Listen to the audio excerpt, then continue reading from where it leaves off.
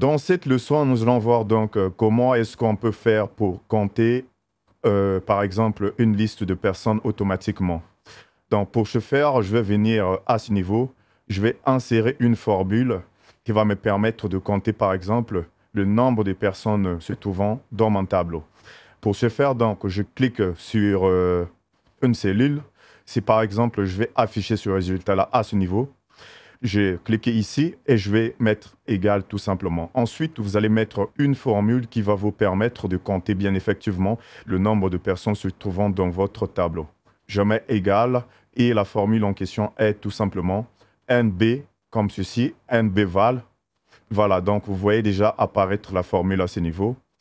OK, NB val comme ceci et vous ouvrez la parenthèse.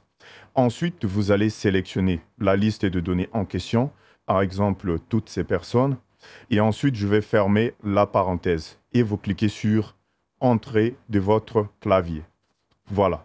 Donc ensuite, là, ça vous affiche le nombre de personnes se trouvant dans votre tableau. Eh bien, c'est 7. On peut compter manuellement 1, 2, 3, 4, 5, 6, 7. OK? Voilà.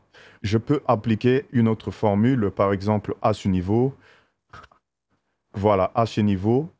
Ou bien je vais prendre à ce niveau. Voilà. Ici, par exemple, nous allons déterminer combien de personnes habitent en France. Eh bien, pour ce faire, là, nous allons appliquer une autre formule. Je mets égal, tout simplement, et ensuite, je vais mettre NB.SI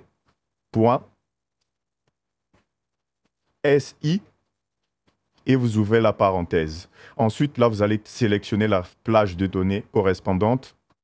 Donc ici, je vais sélectionner la plage de données à ce niveau.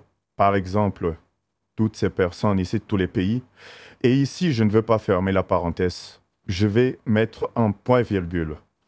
Et je vais donner ma condition. La condition, c'est quoi? On veut savoir le nombre de personnes qui habitent en France dans notre tableau. Donc ici, ensuite, je mets tout simplement France comme ceci. Et je ferme les doubles guillemets. Voilà. Vous mettez point-virgule d'abord.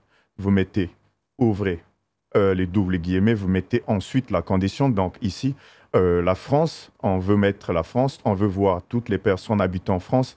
Et enfin, vous fermez votre parenthèse. Là, je clique sur Entrée. Donc là, on me dit 2. Voilà. Donc cette formule va vous permettre de vérifier le nombre de personnes, par exemple, habitant en France. Ou bien, je peux appliquer la même formule pour savoir le nombre de personnes qui habitent à Brazzaville. Donc, en faisant exactement la même chose. Voilà, donc c'était l'objet de cette leçon. On se retrouve donc dans la prochaine leçon.